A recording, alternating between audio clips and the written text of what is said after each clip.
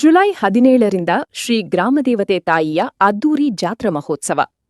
ಸುಕ್ಷೇತ್ರ ತಾಳಿಕೋಟಿ ಪಟ್ಟಣದಲ್ಲಿ ಪ್ರತಿ 3 ವರ್ಷಕ್ಕೊಮ್ಮೆ ಜರುಗುವ ಶ್ರೀ ಗ್ರಾಮದೇವತೆ ತಾಯಿಯ ಜಾತ್ರಾ ಮಹೋತ್ಸವವು ಜುಲೈ 17ರಿಂದ ಅದ್ದೂರಿಯಾಗಿ ಆರಂಭವಾಗಲಿದೆ ಎಂದು ಶ್ರೀ ಬಾಪುಗೌಡ ಪಾಟೀಲ ಪತ್ರಿಕಾಗೋಷ್ಠಿಯಲ್ಲಿ ತಿಳಿಸಿದರು. ಮಂಗಳವಾರ ಪಟ್ಟಣದ ಶಿವಭವಾನಿ ಮಂದಿರದ ಆವರಣದಲ್ಲಿ ಜಾತ್ರಾ ಮಹೋತ್ಸವ ಕಮಿಟಿ ವತಿಯಿಂದ ಕರೆದ ಪತ್ರಿಕಾಗೋಷ್ಠಿಯಲ್ಲಿ ಮಾತನಾಡಿದ ಶ್ರೀ ಬಾಪುಗೌಡ ಪಾಟೀಲ ಹಾಗೂ ನಿವೃತ್ತ ಶಿಕ್ಷಕರ ಮಲ್ಲಿಕಾರ್ಜುನ ಹಿಪ್ಪರಗಿಯವರು, ಈ ಬಾರಿ ಜಾತ್ರೆ ಅತ್ಯಂತ ವೈಭವ ಹಾಗೂ ವಿಶೇಷತೆಯೊಂದಿಗೆ 5 ದಿನಗಳವರೆಗೆ ನಡೆಯಲಿದೆ. ಪ್ರತಿದಿನವೂ ವಿಶೇಷ ಕಾರ್ಯಕ್ರಮಗಳು. ಆದ್ದರಿಂದ ಈ ಎಲ್ಲ ಕಾರ್ಯಕ್ರಮಗಳ ಯಶಸ್ವಿಗೆ ಎಲ್ಲರೂ ಸಹಕರಿಸಬೇಕು. ಕಾರ್ಯಕ್ರಮದಲ್ಲಿ ಶ್ರೀ ದ್ಯಾಮವನ ಭಕ್ತಾದಿಗಳು ಅತಿ ಹೆಚ್ಚಿನ ಸಂಖ್ಯೆಯಲ್ಲಿ ಭಾಗವಹಿಸಿ ಯಶಸ್ವಿಗೊಳಿಸಬೇಕು ಎಂದು ಕೇಳಿಕೊಂಡರು. ಇದೇ ಸಂದರ್ಭದಲ್ಲಿ ಜಾತ್ರಾ ಕಮಿಟಿಯು ಹೊರತಂದ ಭಿತ್ತಿಪತ್ರವನ್ನು ಬಿಡುಗಡೆಗೊಳಿಸಲಾಯಿತು.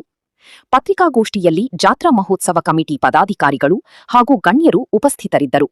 ವರದಿ ಡಿಕೆ ನ್ಯೂಸ್ ಕನ್ನಡ. ಈ ವರ್ಷದ ವಿಶೇಷ ಜಾತ್ರೆ ಮಹೋತ್ಸವದ ಬಗ್ಗೆ ಸ್ವಲ್ಪ ವಿವರಣೆಗಳು ಕೊಡಬೇಕಾಗಿದೆ. ಪ್ರತಿ ವರ್ಷ ಅಂಬಾಬಾಯಿ ಗುಡಿಯಿಂದ ಜಾತ್ರೆ ಉತ್ಸವ ಪ್ರಾರಂಭ ಆಗ್ತದೆ.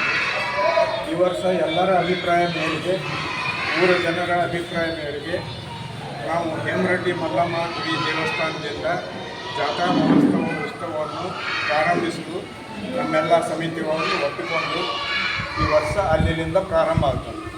ಪ್ರಾರಂಭ ಆಗುವುದು ಮುಂಜಾನೆ 8 ಗಂಟೆಗೆ.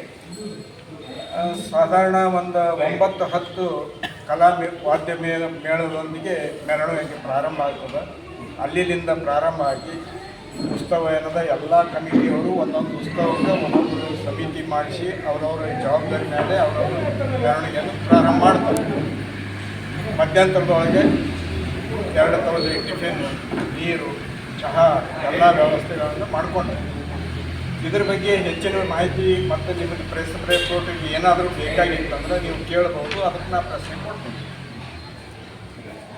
ಈಗ 5 ದಿವಸದ ಕಾರ್ಯಕ್ರಮ ರೀ. ಪ್ರತಿ ದಿವಸನೂ ಏನಾದರೂ ಒಂದು ವಿಶೇಷ ಕಾರ್ಯಕ್ರಮ, ಒಂದು ವಿಶೇಷ ಕಾರ್ಯಕ್ರಮ ಎಲ್ಲನೂ ಅದ. ಕಬಡ್ಡಿ ಮ್ಯಾಚ್ ಅದ, ಕಲಾವಿದರು ಅದಾರ, ರಸಮಂಜರಿ ಅದ, 3 ನಾಟಕ ಅದಾವು, 2 ಬಯಲಾಟ ಅದಾವು ಮತ್ತು ಇನ್ನಿತರ ಕಾರ್ಯಕ್ರಮಗಳು ಅದರೊಳಗೆ ಸೇರ್ಪಡೆ ಆಗ್ಯಾವು. ಇದರ ನಂತರ 6 ಗಂಟೆಗೆ ಸ್ವಾಮಿಗಳದ್ದು ಪ್ರವಚನಗಳು ಅದಾವು. ಕೊನೆ ದಿವಸ ಇಲ್ಲ, ಮಧ್ಯಂತರ 19, 20, 21 ಮಧ್ಯಂತರದೊಳಗೆ ಅದಾವೆ. 18, 19,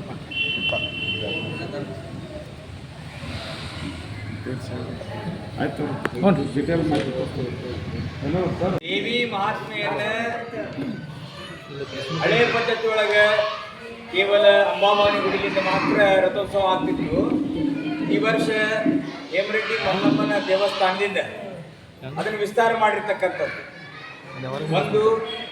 ಆಮೇಲೆ ಇಡೀ ಊರಿನ ಬಳಗ, ಅಲ್ಲಿರ್ತಕ್ಕಂಥ ತಾಯಂದಿರ ಕಡೆಯಿಂದನೂ ಅಲ್ಲಿನ ಒಂದಿಷ್ಟು ಕಾರ್ಯಕ್ರಮಗಳು ಇತ್ಯಾದಿ, ದೇವಿಯ ಗುಡಿ ತುಂಬ ಕಾರ್ಯಕ್ರಮ ಇರ್ಬೋದು, ಅಲ್ಲಿಯ ಎಡಿ ಕೊಡೋದಿರ್ಬೋದು, ಅಲ್ಲಿ ಜನರಿಗೂ ಅನುಕೂಲ ಆಗುವಂಗ ಈ ವರ್ಷ ದೇವಿಯ, ಯಾಕಂದರೆ ಚರಮೂರ್ತಿ ಅಂತ ಏನು ದೇವಿ ಕರಿತೀವಿ, ಆ ಪ್ರಕಾರ ಈ ವರ್ಷ ಸ್ವಲ್ಪ ಎಲ್ಲರ ಅಭಿಪ್ರಾಯದ ಮೇರೆಗೆ ವಿಸ್ತಾರ ಮಾಡಿರ್ತಕ್ಕಂಥದ್ದು ಒಂದು ವಿಶೇಷ ಅನ್ನುವಂಥದ್ದು ಇದೊಂದು ಸಂಗತಿ. ಆಮೇಲೆ ಈ ವರ್ಷ ಗೊತ್ತಿರುವಂಗ ಅತ್ಯಂತ ಸಾಮಾನ್ಯ ವ್ಯಕ್ತಿ ಹಿಡ್ಕೊಂಡು ದೊಡ್ಡ ದೊಡ್ಡ ಶ್ರೀಮಂತರು ಕೂಡ ದೇವಿಗೆ ಸ್ವಮನಸ್ಸಿನಿಂದ ಎಲ್ಲ ರೀತಿಯ ನಮಗೆ ಸಹಕಾರ ಕೊಟ್ಟಾಗ, ಧನದ ರೂಪ ಇರ್ಬೋದು, ಧಾನ್ಯದ ರೂಪ ಇರ್ಬೋದು. ಆಮೇಲೆ ಅವರು ತಮ್ಮ ಶ್ರಮ ಅಂದರೆ ನಮ್ಮ ಜೊತೆಗೇನೆ ತಿಂಗಳಾನುಗಟ್ಟಲೆ ಬಂದು ಈ ಒಂದು ಸೇವಾ ಕಾರ್ಯನೂ ಕೂಡ ಅವ್ರು ಮಾಡ್ಯಾರ.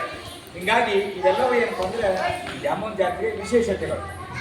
ಇದು ಬಿಟ್ಟರೆ ನಿಮಗೇನು ಕಲ್ಪನೆ ಬರ್ತದೆ, ಎಲ್ಲರೂ ಹೆಚ್ಚು ಕಡಿಮೆ ಇದರಾಗಿರುವಂಥ ದಿನಾಲೂ ಪ್ರವಚನ ಇರ್ತದೆ, ದಿನಾಲೂ ಪ್ರಸಾದ ಇರ್ತದೆ, ದಿನಾಲೂ ದೇವಿಯ ಆರಾಧನೆ ಬೆಳಿಗ್ಗೆ ಮತ್ತು ಸಾಯಂಕಾಲದ ವಿಶೇಷ ಕಾರ್ಯಕ್ರಮ ಇರ್ತಾವೆ. ನಗರದೊಳಗೆ ವಿಶೇಷವಾಗಿ 3 ದಿವಸದ ಮಹಾಪ್ರಸಾದಕ್ಕೆ ಹಳ್ಳಿಯಿಂದ ಇಲ್ಲಿಂದ ಎಲ್ಲ ಕಡೆ ಜನ ಬರ್ತಾರೆ.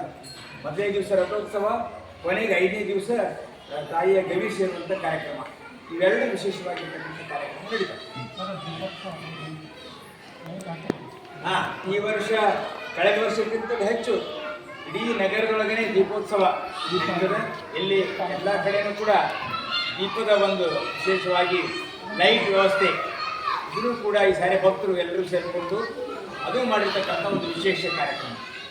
ಈ ಥರ ಒಂದಿಷ್ಟು ಈ ವರ್ಷ ಸಾಕಷ್ಟು ವಿಷಯಗಳು ಕಳೆದ ವರ್ಷಕ್ಕಿಂತ ಹೆಚ್ಚು ಜೋಡಿಸ್ಕೊಂಡಂಗೆ ಹೊಸ ಹೊಸ ವಿಷಯಗಳು ಈ ವರ್ಷ ನಮ್ಮ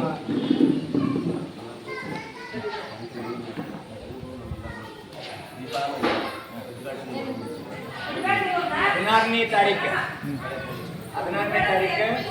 ನಮ್ಮ ಸಿದ್ಧಲಿಂಗ ದೇವರು ಏನು ಈ ದೀಪದ ವ್ಯವಸ್ಥೆ ಮಾಡಿದ್ದೀವಿ ಅದೊಂದು ಉದ್ಘಾಟನೆ ಕಾರ್ಯಕ್ರಮ ಕೂಡ ವಿಶೇಷವಾಗಿ ಮಾಡಲಿಕ್ಕೆ 17ಕ್ಕೆ ದೇವಿ ಜಾತ್ರೆ ಇರ್ತದೆ, 21ಕ್ಕೆ ಕಾಸರಗಾಜರ ಜಾತ್ರೆ ಇರ್ತದೆ, 27 ಸಾರಿ ಅದಕ್ಕೆ 27ಕ್ಕೆ ಅದು ಎರಡಕ್ಕೂ ಈ ಒಂದು ದೀಪದ ಅಲಂಕಾರ ಹೆಚ್ಚು ಕಡಿಮೆ ಮುಂದುವರಿತದೆ. ಅದಕ್ಕೆ ಅವರು ಕೂಡ ಆ ಒಂದು ದೀಪೋತ್ಸವದ ಕಾರ್ಯಕ್ರಮಕ್ಕೆ 16ನೇ ತಾರೀಕು ಸಾಯಂಕಾಲ ಬರ್ತಾರೆ. ಅದಕ್ಕೆ ತಾವು ಕೂಡ ಅವತ್ತು ಬರಬೇಕು ವಿನಂತಿ ಮಾಡ್ತೀವಿ. ಅಲ್ಲಿಂದನೇ ಜಾತ್ರೆಯ ಕಾರ್ಯಕ್ರಮ ವಿಶೇಷವಾಗಿ ನಡೀತಾ 16ನೇ ತಾರೀಕಿನಿಂದ 27 ತನಕ ಕಾಸರಗಾಜರ ಜಾತ್ರೆ ಇರ್ತದೆ. ಮುಂದೆ ಕಳಸ ಎಳಿಸುವಂಥ